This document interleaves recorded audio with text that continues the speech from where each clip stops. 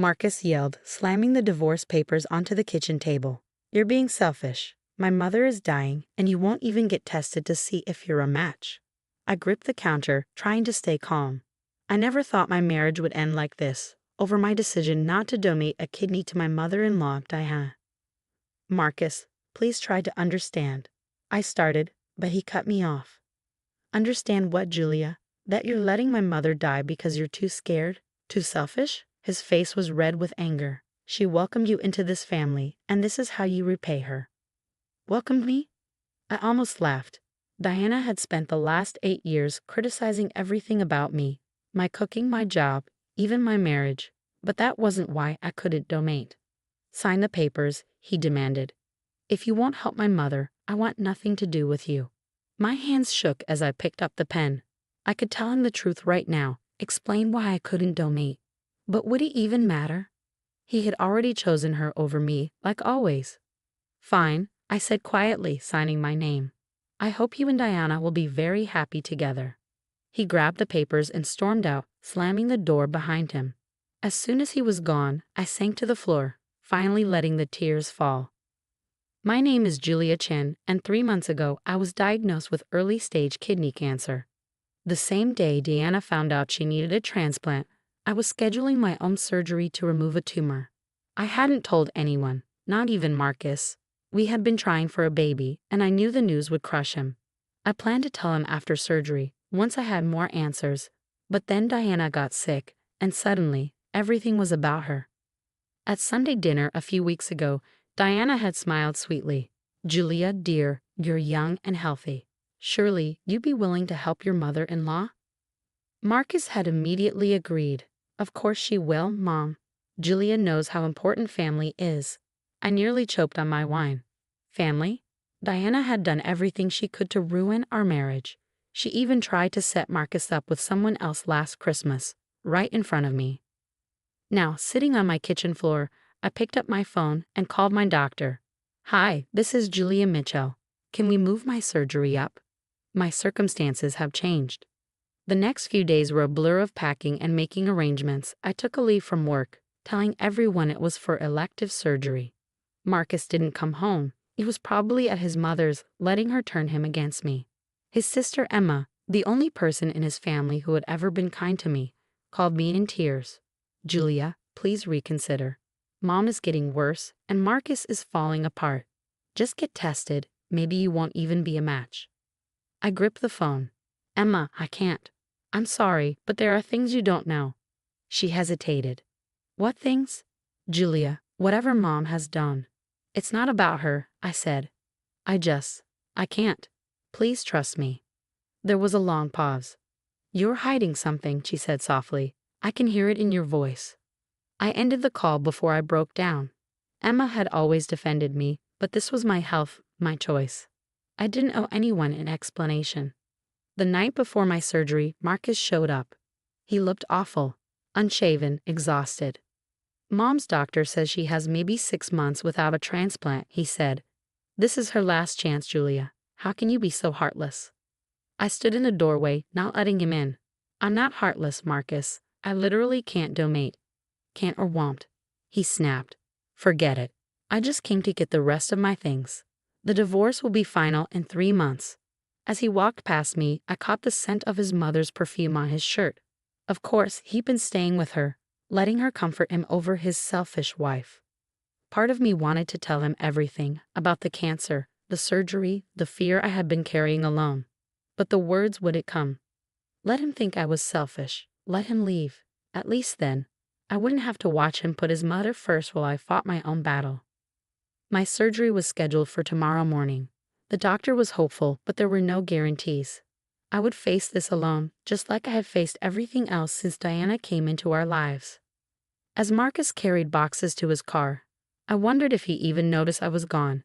Would he be too busy taking care of his mother to realize his soon-to-be ex-wife had disappeared for weeks of recovery? The last thing he picked up was our wedding album. He stared at it for a long moment before dropping it into the donation pile on the curb. "Goodbye, Julia," he said coldly, not looking at me. "I hope you can live with your choice." If only he knew. The hospital room was quiet except for the steady beep of monitors and the soft footsteps of nurses. 2 weeks had passed since my surgery, and now the pathology results were finally in. Dr. Peterson stood at the foot of my bed, flipping through my chart. The surgery was successful, Julia. We removed the tumor and the surrounding tissue. Your margins are clear, she smiled. But I still recommend targeted therapy just to make sure we've eliminated any remaining cancer cells. Relief flooded through me. How long will the treatment take? 6 to 8 weeks. You'll need to rest and focus on recovery. She hesitated. Have you thought about telling your family? Support is important during treatment. Family. The word felt empty now. Marcus hadn't reached out since he moved out. Emma had left messages, but I hadn't answered. How could I explain my absence without telling the full truth? I'll be fine on my own, I said. I've hired a home health nurse to help me recover. Just then, I heard a commotion outside. A familiar voice, Emma's, arguing with a nurse. I know she's here. I saw her name on the surgery schedule. Please, I need to see my sister-in-law. My stomach dropped. Emma worked in the medical field. Of course she might have seen my name. I should have used my maiden name. Before I could react, Emma burst into my room. She froze, taking in the IVs, my pale face, the hospital bed. Julia, her voice shook. Oh my God, what's wrong? Why are you in the oncology ward? Dr. Peterson glanced at me. I nodded, giving her permission to speak. There was no point hiding it anymore. Mrs. Mitchell had a partial nephrectomy, Dr. Peterson explained gently. We removed a tumor from her kidney. Emma's hands flew to her mouth. Kidney cancer? But Mom needs a transplant, and you? Her eyes widened as she put the pieces together. You couldn't donate because you had cancer. Tears welled in my eyes. I found out the same day Deanna announced she needed a kidney. I was going to tell Marcus after my surgery, but everything happened so fast. Emma rushed to my bedside, carefully wrapping her arms around me. Why didn't you tell us? Why did you let Marcus think you were being selfish? I wiped my face with a tissue. Would it have mattered? He already chose Diana over me. If he knew I had cancer, he'd only feel guilty, and Diana would still make it about her. But he's divorcing you over this. He thinks you refused out of spite. Maybe that's easier, I said quietly. I couldn't be the donor he wanted. I couldn't be the perfect daughter-in-law Diana expected. At least this way, he doesn't have to feel responsible for me. Emma sat on the edge of my bed, struggling to take it all in. Julia, he needs to know. Mom needs to know. This changes everything. I shook my head. Diana still needs a kidney, and I still can't give her one. Nothing's changed except now you know why. But. Please, Emma, I interrupted. I'm starting treatment soon. I need to focus on getting better, not dealing with Marcus and Diana. Promise me you won't tell them. She hesitated, torn. Finally, she sighed. Fine. But I'm not leaving you to handle this alone. I'm staying to help whether you like it or not. True to her word, Emma was by my side for the next few weeks. She took time off work, drove me to appointments, made sure I ate properly, and sat with me during treatments. One afternoon, as we lounged in my living room watching movies, my phone buzzed. A message from Marcus. Mom's getting worse. The doctors say she needs the transplant soon. I hope you're happy with your decision. Emma glanced at the screen and snatched the phone from my hands. That's it, I'm telling him. No. I tried to grab it back, but the sudden movement sent pain through my side. I gasped, and Emma's anger softened. Look at you, she said gently. You're recovering from surgery, and he's making you feel guilty for something you physically can't do. This isn't fair, Julia. Life isn't fair, I said, thinking about everything that had led us here. But I made my choice. I need to deal with this on my own terms. Emma huffed. You and Marcus are both impossible. No wonder you got along so well. Despite everything, I laughed. It felt good to laugh, to have someone who understood. Later that night, after Emma left, I stared at the divorce papers on my coffee table. In less than a month, my marriage would be over. Marcus would be free to focus on his mother, never knowing how close he came to having 2 sick women in his life instead of 1.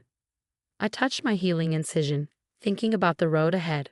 The cancer might be gone, but recovery would take time. Treatment would be tough, but somehow I felt stronger than I had in years. I didn't need Marcus's guilt.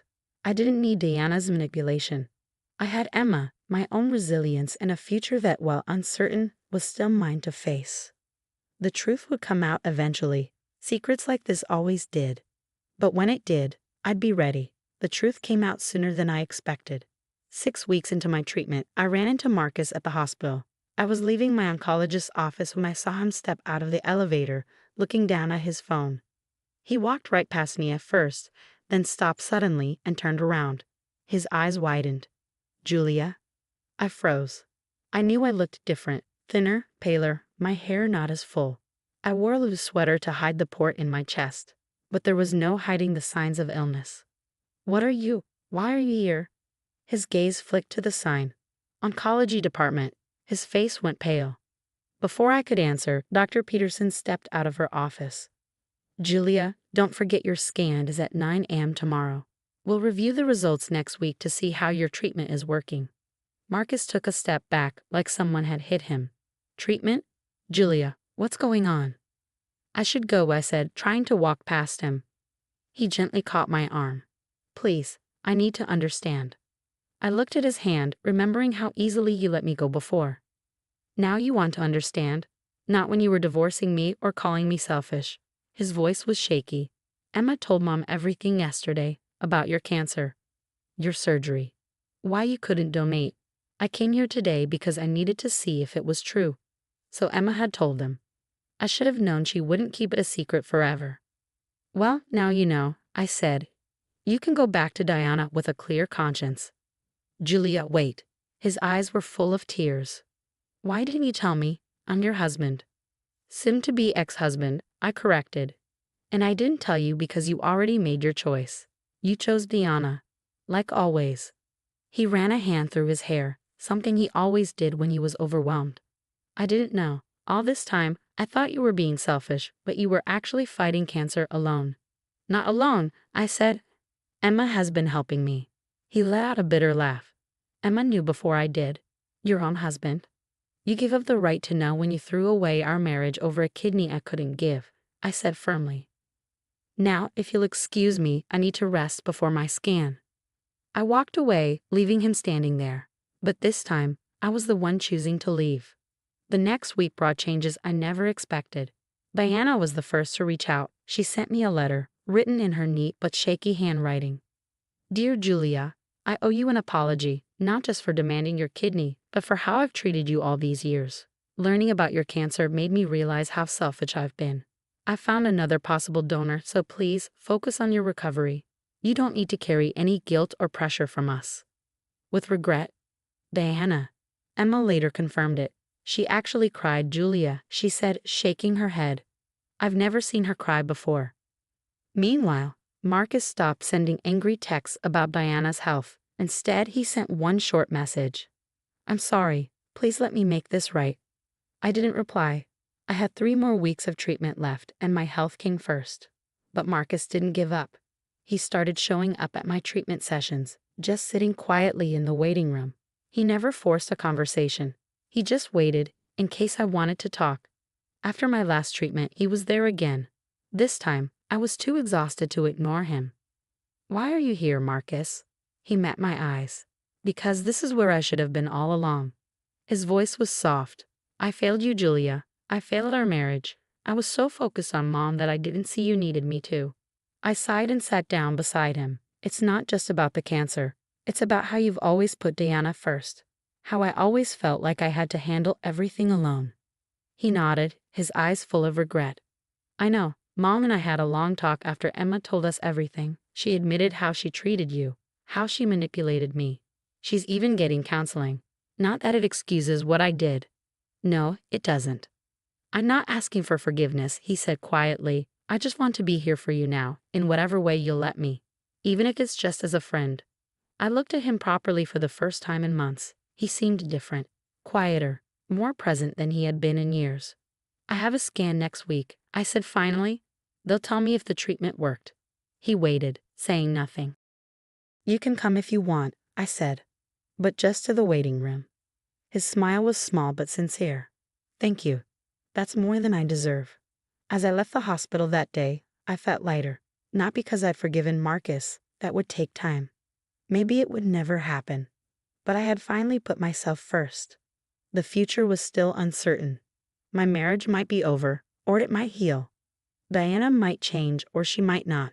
The cancer might be gone, or it might return. But one thing was different now. I knew my worth. I wouldn't settle for less. Not from Marcus, not from Diana, not from anyone. Sometimes, losing everything is what it takes to truly find yourself.